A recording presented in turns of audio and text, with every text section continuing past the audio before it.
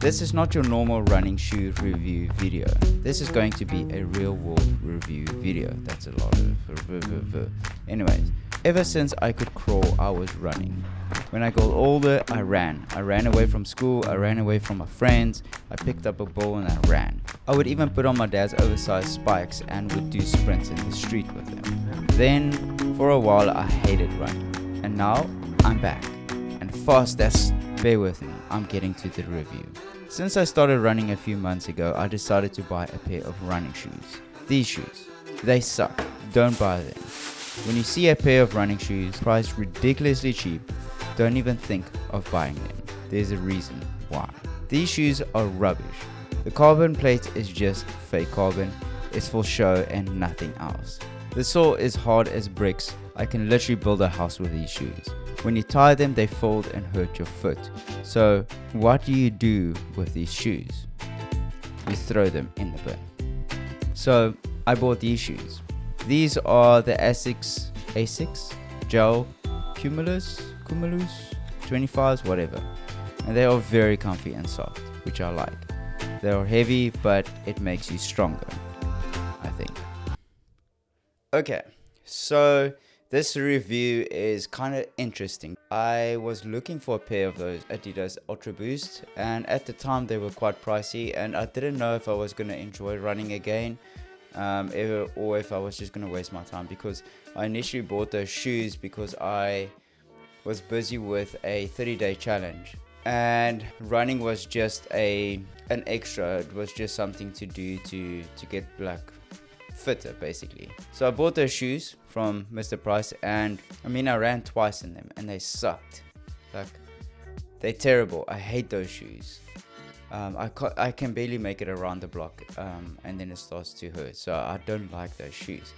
And then I realized, hey, I'm gonna do the Cape Town Marathon, so I need to start training. So I went down this massive rabbit hole, and eventually I got the shoes that I wanted. Well, it's not really the shoes that I wanted, but they were on a good price, so I bought them. I bought the Asics, and yeah, they've been amazing so far, and I've just been running in them. And to me, in the beginning, they felt so slow.